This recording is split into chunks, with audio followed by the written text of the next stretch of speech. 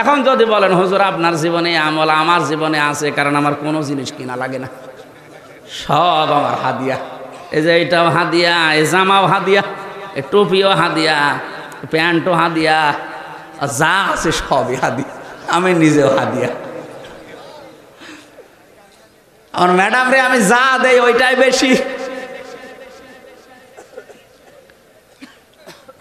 আল্লাহ কিভাবে পক্ষ নিয়েছেন, অমিন হাইসো সে তোমা, শুধু বউ নিয়ে বাড়ি গিয়ে খাওয়া দাওয়া করে পড়লেই হবে না, ওকে নিয়ে মাঝে মাঝে যেখানে ইচ্ছা আপনাকে ঘুরতে যাওয়া লাগবে। এই যে বউ নিয়ে বেড়াতে যাওয়া, এই আয়াত দ্বারা সুন্নাত। কথা বুঝতেছেন? অনেকে একেবারে মানে 24 ঘন্টা তালা মেরে রাখার মতো না, এটা ইসলাম না। আপনি মাঝে মাঝে তাকে বেড়াতে নিয়ে যান বিভিন্ন জায়গায়। হ্যাঁ, বেড়াতে নিয়ে যাওয়াই শেষ করেননি। ওয়ালা তাকরাবা হাদিহিস শাজারা, ওই গাছের কাছে যাবে না। গাছ মানে আমরা মনে করি শুধু ওই গন্ধম গাছ না, ওটা আল্লাহর একটা নির্ধারিত বর্ডার ছিল, সীমা। দুনিয়াতে আল্লাহর এরকম 500-র উপরে বর্ডার আছে। বাংলাদেশে যেমন প্রায় 27টার উপরে বর্ডার আছে। বিভিন্ন জায়গা দিয়ে ভারতে যাওয়া যায়। কথা বলেন না কেন? আমার আল্লাহরও দুনিয়াতে ইসলামের বর্ডার দিয়েছেন 500। আপনি বেড়াতে যাবেন বউ নিয়ে, কিন্তু ওই বর্ডারের কাছে গেলে থেমে যাওয়া লাগবে। এই কথা বুঝতেছেন?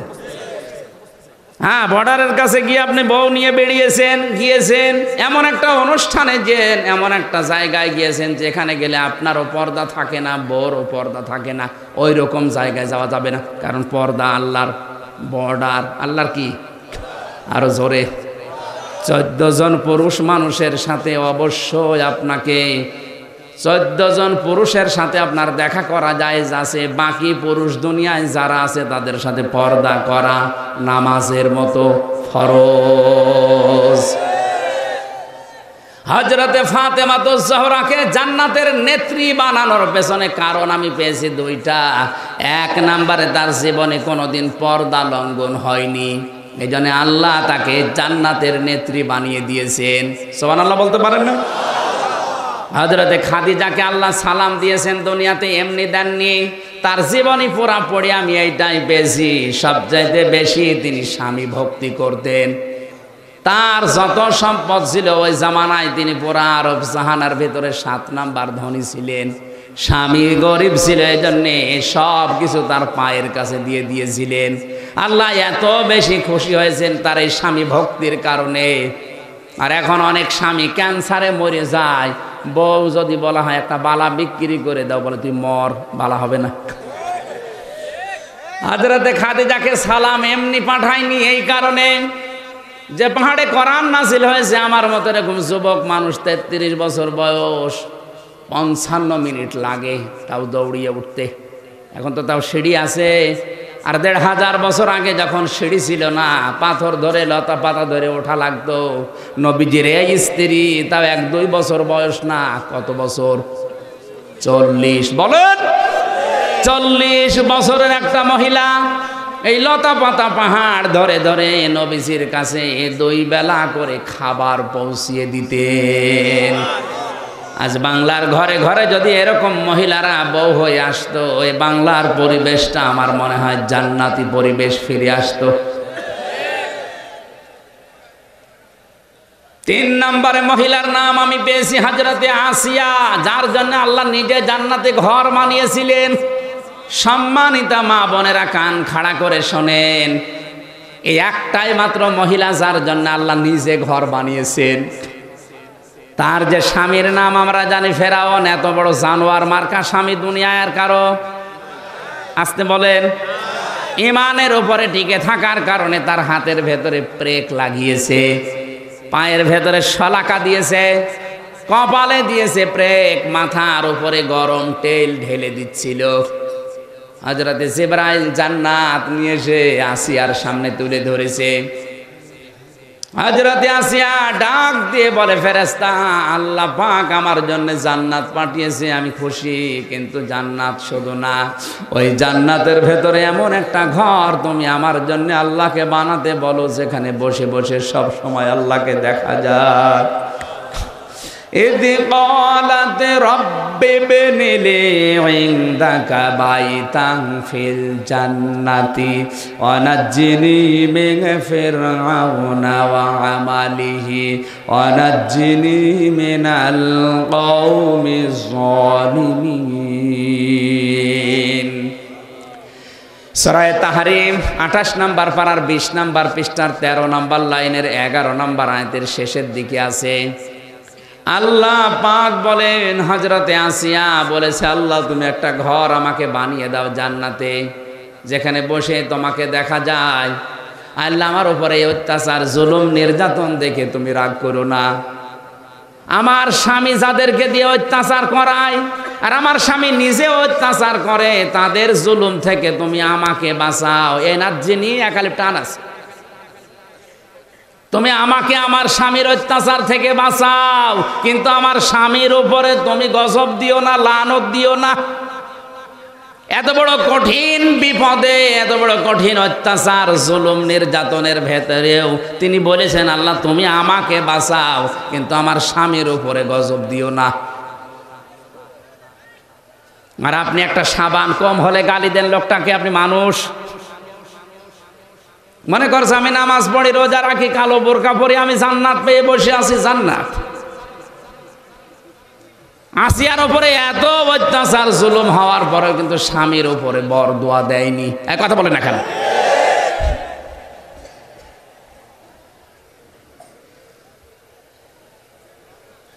এই জন্য যেখানে গেলে পর্দা থাকবে না, পর্দা লঙ্ঘন হয়ে যাবে, এরকম জায়গায় এরকম অনুষ্ঠানে যাওয়া যাবে না। এই জন্য ওয়ালা তাকরাবা হাদিহিস শাজারাতা ফাতাকুনা মিনাজ জালিমিন। এরপরেও যদি অমান্য করে ওই গাছের কাছে যাও, দুইজনে জালেম হয়ে যাবে। কি হবে? ওনারা আছে ভয়ে ভয়ে ঠিকই ভাবে। হঠাৎ শয়তান জান্নাতের মেন গেটে এসে করুণ সুরে কান্না আরম্ভ করেছে। কি করছে? খেয়াল করবেন, শয়তান কিন্তু কথা বলার আগেই কাঁদে। আজ দুনিয়ায় অনেক শয়তান মার্কা মানুষ আছে, দেখবেন কথা বলার আগেই কেঁদে ফেলে।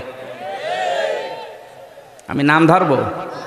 ফাওয়াসওয়াসা লাহুমা শাইতানু লিয়ুবদিয়া লাহুমা মা বুরিয়া আনহুমা।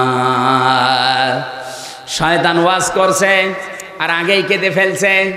হযরতে হাওয়া ছিলেন দরজার কাছে, এসে দেখে লোকটা কাঁদে। কেন কাঁদেন? বলে আমার জন্য না, তোমাদের জন্য কাঁদতেছি। এত মায়া তোমার, কি হয়েছে? গোপন ভিত্তিতে সংবাদ পেয়েছি, এই আরামের জায়গায় তোমাদেরকে বেশি দিন আল্লাহ রাখবে না। মেয়েদের অভ্যাস হচ্ছে, এটা তাফসিরে ফি জিলালিল কোরআনে আছে, এই ভালো করে শোনেন। মেয়েদের অভ্যাস হচ্ছে কোন জায়গায় যদি একবার শান্তি পায়, দুনিয়ার সব একদিকে গেলে ওই জায়গা ছাড়তে চায় না। কারণ জান্নাতের ভেতরে শান্তি পেয়েছে হাওয়া, যেই শুনেছে এখানে রাখবে না, মাথা গেছে পাল্টিয়ে। এত আরামের জায়গায় রাখবে না মানে যা করা লাগে তাই করবো, তাও আমি এই জায়গা ছাড়বো না। কারণ আরাম একবার পেয়েছি চেয়ারে, এ চেয়ার থেকে আমার ওঠা যাবে না। এ ধোকা দিয়েছে কে? আরো জোরে, জোর হইল না।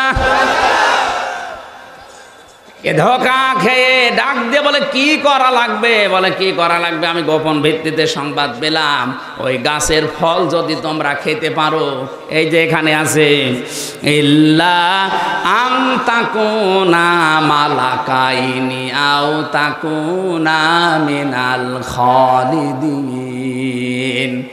যদি ওই ফল খেতে পারো, তোমরা হয় ফেরেশতা হয়ে যাবে অথবা চিরদিন এখানে থাকবে। কেউ কোনোদিন তোমাদেরকে আর এই আরামের জায়গা থেকে বের করে দিতে পারবে না। হযরতে হাওয়া বলছে, ঠিক আছে আমার স্বামী আসুক। হযরতে আদম যখন এসেছে বলছে, তুমি কি জানো কিছু? একজন আমাদের হিতাকাঙ্ক্ষী আছে। হিতাকাঙ্ক্ষী মানে? হ্যাঁ, একজন এসেছিল, সে আল্লাহর নামে কসম দিয়েছে, ওয়াকাসামাহুমা ইন্নী লাকুমা লামিনান নাসিহিন। শয়তান কসম করে বলেছে, অবশ্যই আল্লাহর নামে কসম করে বলছে, আমি তোমাদের হিতাকাঙ্ক্ষী। তাড়াতাড়ি এই কাজটা করো। হযরতে হাওয়া ডাক দিয়ে বলেছে, স্বামী এ কাজ করাই লাগবে, যদি না করেন তাহলে থাকতে পারবো না। আদম নবী বারবার বুঝিয়েছেন, না এ কাজ করা যাবে না, যদি করি আল্লাহর নিষিদ্ধ কাজ, রেগে যাবে উনি। হযরতে হাওয়ার মাথার ভেতরে পাক লাগিয়েছে কে? আরো জোরে। যত বোঝানো হয় যে এই কাজ করেন এই কাজ করেন না, রাজি না। ও জানে যে এই কাজ করলে আমার চেয়ার থাকবে না, তাড়াতাড়ি করে বলছেন, না ওগুলো হবে না, তাড়াতাড়ি আপনি খান ফল। বলে খাবো না। খাবেন না, আপনার সাথে আমার কথা বন্ধ। স্বামী স্ত্রী কথা বন্ধ হয়ে গেলে সংসার টিকবে? আরে ভাই, কয়েক ইঞ্চি বাড়ির ভেতরে স্বামী স্ত্রী কথা বন্ধ হয়ে গেলে সংসার টেকে না। আর অত বড় বিশাল জান্নাত, স্বামী স্ত্রী কথা বন্ধ হয়ে গেলে সংসার টিকবে কি করে? আমাদের এলাকার একটা ঘটনা ঘটেছিল, স্বামী স্ত্রী গন্ডগোল করে কথা বন্ধ করে দিয়েছে।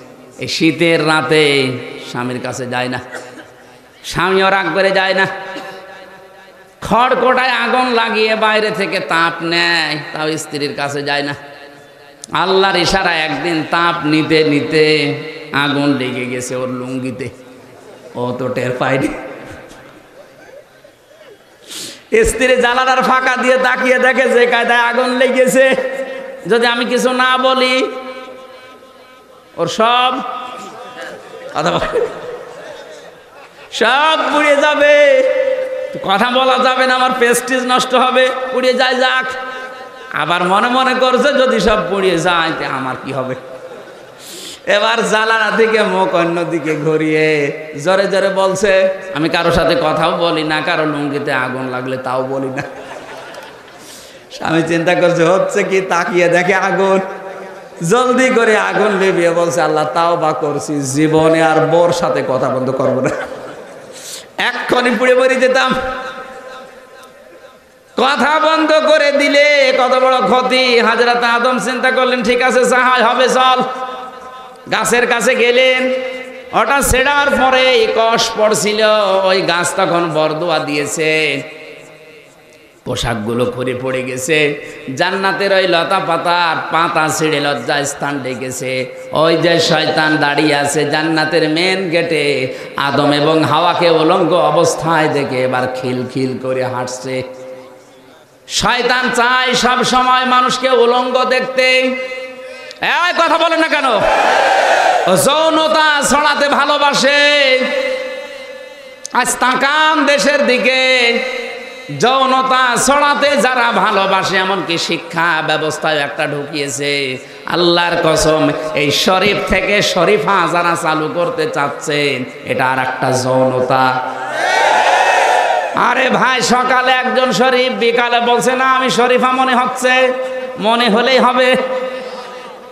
ও যদি মনে হওয়ার পরেই বলে যে এখন আমার তাহলে মহিলা হোস্টেলে সিট দেওয়া লাগবে, যে হোস্টেলে আপনার মেয়ে আছে, বোন আছে, এই কথা বলছে না কেন?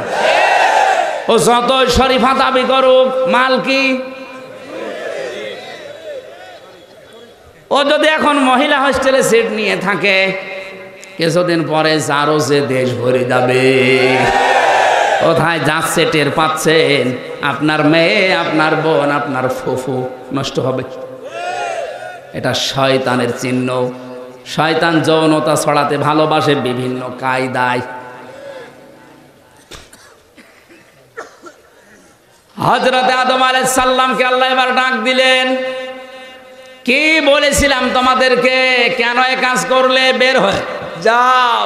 কুলনা হাবিতু মিনহা জামিআ, আর এখানে থাকা যাবে না, এখান থেকে নেমে যাও। এই যে জামিয়া, তুমি একা না, তুমি আর তোমার বউ আর শয়তান না, তোমার যত সন্তান কিয়ামত পর্যন্ত আসবে সবাইকে নিয়ে চলে যাও। তার ভেতরে আমরা মনে হয় নেই। হযরতে আদম দুনিয়াতে আসার পরে চিন্তায় পড়ে গিয়েছিলেন। আল্লাহ পাক আদমকে সান্ত্বনা দেওয়ার জন্য জানিয়েছে, ফামান তাবিআ হুদায়া ফালা খাউফুন আলাইহিম ওয়ালা হুম ইয়াহজানুন। কোনো চিন্তা নেই, কোনো ভয় নেই। যোগে যোগে আমার পক্ষ থেকে হেদায়েত যাবে, পথ নির্দেশিকা যাবে। তোমার সন্তানদের যারা আমার হেদায়েত মেনে চলতে পারবে, যেখান থেকে নামিয়ে দিলাম আবার ওই ঘরে ফেরত নিয়ে আসবো। জোরে বলেন সুবহানাল্লাহ। আমাদের জীবনে তাহলে কাজ করা লাগবে শুধুমাত্র এই একটা। 6666টি আয়াতের 500 আয়াত শরীয়তের বিধান আছে। এটা পঙ্খানো অনুসরণ করে দেখিয়ে যদি মরতে পারি, যেখান থেকে আল্লাহ নামিয়েছে আবার ওখানে ফেরত নিয়ে যাবেন। হযরত আদম আলাইহিস সালাম এবার দোয়া করলেন, রব্বানা যালামনা আনফুসানা ওয়া ইল্লাম তাগফির লানা ওয়া তারহামনা লানাকুনান্না মিনাল খাসিরিন। আল্লাহ পাক বলেন, হে আদম, যুগে যুগে তোমার সন্তানরা যদি এই দোয়া পড়তে পারে, আমি আল্লাহ কথা দিলাম তোমার সন্তানদের জীবনের অপরাধ আমি আল্লাহ তোমার মতো মাফ করে দেব। আমরা আল্লাহর ওই শেখানো দোয়া এবার পড়ছি। হাত তোলেন আল্লাহর কাছে। রব্বানা যালামনা আনফুসানা ওয়া ইল্লাম তাগফির লানা ওয়া তারহামনা লানাকুনান্না মিনাল খাসিরিন। মাথা নিচু করেন, চক্ষু বন্ধ করেন, জীবনের অপরাধগুলো স্মরণ করেন। কোরআনের অনুষ্ঠানে এসে যেন গোনা নিয়ে বাড়ি যাওয়া না লাগে। মাথা নিচু করে জীবনের অপরাধগুলো স্মরণ করেন। রব্বানা যালামনা আনফুসানা ওয়া ইল্লাম তাগফির লানা ওয়া তারহামনা লানাকুনান্না মিনাল খাসিরিন। রব্বুল আলামিন, সারা জীবন অপরাধ করে জীবনটা নষ্ট করে ফেলেছি আল্লাহ। হাত করে আমাদের জীবনের অপরাধের দিকে তাকিও না, তাহলে তোমার মাফ করতে ইচ্ছে করবে না। আমাদের অপরাধের দিকে না তাকিয়ে তোমার রহমতের দিকে তাকাও, জিন্দেগীর গুনাহগুলো মাফ করে দাও। আমরা আদম নবীর মতো মন থেকেই তওবা করছি। আল্লাহ, আমরা নফসের উপরে জুলুম করেছি। আল্লাহ, তুমি যদি আমাদেরকে ক্ষমা না করো, আমরা ক্ষতিগ্রস্ত হয়ে যাব, জাহান্নামী হয়ে যাব। মেহেরবানি করে আজকের এই কোরআনের ইজ্জতেই আমাদেরকে মাফ করে দাও। এ মাহফিলের আয়োজন যারা করেছে, শোনার জন্য যারা এসেছে, এ মানুষগুলোকে একেবারে খালি হাতে ফেরত দিও না। আল্লাহুম্মা লা তারুদ্দানা খায়বিন, আল্লাহুম্মা লা তারুদ্দানা খায়বিন, আল্লাহুম্মা লা তারুদ্দানা খায়বিন। একেবারে খালি হাতে ফেরত না দিয়ে আমাদের হাতে কিছু না কিছু দাও। কত মানুষের কত কিছুর অভাব, দেখো মাথা নিচু করে তারা বলছে। কারো চাকরির অভাব, আরো কারো রোগ শোক আছে, কারো সন্তানের অভাব, কারো সম্মানের অভাব, কারো রিজিকের অভাব। যত অভাব নিয়ে তোমার বান্দা বান্দিরা হাত তুলেছে, আমাদের জায়েজ মনের আশাগুলো পূর্ণ করে দাও। যে যুবকগুলাই মাহফিলের আয়োজন করেছে, আল্লাহ এই মাদ্রাসার মাধ্যমে এদেরকে কবুল করে নাও। আমরা যারা মা বাপ হারিয়েছি, আল্লাহ আমাদের মা বাপকে মাফ করো। আমার মা বাপ বেঁচে আছে, আমি এখনো টের পাই না। এ ময়দানের দিকে তাকাও, মহিলা প্যান্ডেলের দিকে তাকাও, কত বান্দা বান্দি তার মাকে বাবাকে জনমের মতো হারিয়ে ফেলেছে। নবীজি মাঝে মাঝে মায়ের কবরের পাশে গিয়ে অঝর নয়নে কাঁদতেন। সাহাবীরা বলে, হুজুর আপনি কাঁদেন কেন? বিশ্বনবী বলেন, সাহাবীরা, আমার মায়ের ওই ছোটবেলার আদরের কথা আমার মনে পড়ে গেছে। আমার মামা শ্বশুর হাত তুলেছে, তার বাবাকে হারিয়েছে, এখন নাম ধরে ডাকার মতো কেউ নেই। রব্বুল আলামিন, তোমার আলেম বান্দার ওসিলায় তার বাবাকে তুমি কবরে জান্নাত দিয়ে দাও।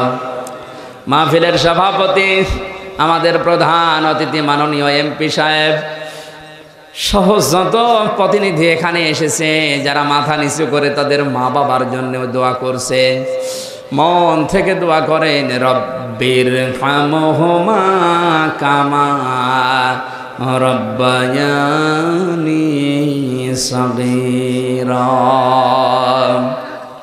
তোমার যে বান্দার মাধ্যমে এসেছি, নাইমুল ইসলাম নাইম, তোমার এই বান্দাকে ওমরের মতো বানিয়ে দাও, তার মা বাবাকে মাফ করে দাও। তাদের বাড়ির ওপরে তোমার রহমত নাজিল করো। আল্লাহ তাআলা সম্মানিত মা বোনদেরকে খাদিজার মতো, আসিয়ার মতো, ফাতেমার মতো বানিয়ে দাও। আমার মা বাবাকে ক্ষমা করে দাও। আল্লাহ আমার স্ত্রীকে মাফ করো। আমার দুইটা সন্তানকে তুমি ফাতেমাতুজ জোহরার মতো বানিয়ে দাও। মাওলানা হোসাইন আহমেদ মাহফুজ, হাফেজ আবু বকর সিদ্দিক, আল্লাহ আমার হাসান ভাই সহ নাম না জানা যত মানুষ আমরা এসেছি, একেবারে কিছু না দিয়ে তুমি ফেরত দিও না। মাথা নিচু করে জীবনের কথাগুলো কয়েক সেকেন্ডে আল্লাহকে বলেন।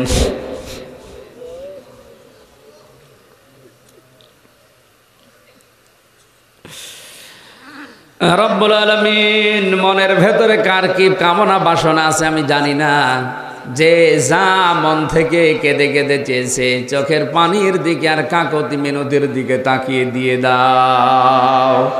আগামীতে এই মাহফিলটা কোরআনের জন্য বিশাল আকারে কবুল করে নাও। সাবেক চেয়ারম্যান বাবু ভাই কত কষ্ট করেছে মাহফিলটার জন্য, আল্লাহ তোমার বান্দাকে মঞ্জুর করো। এলাকায় মাটির নিচে যত মানুষ ঘুমিয়ে আছে কোরআনের ইজ্জতে কবর জান্নাত বানিয়ে দাও।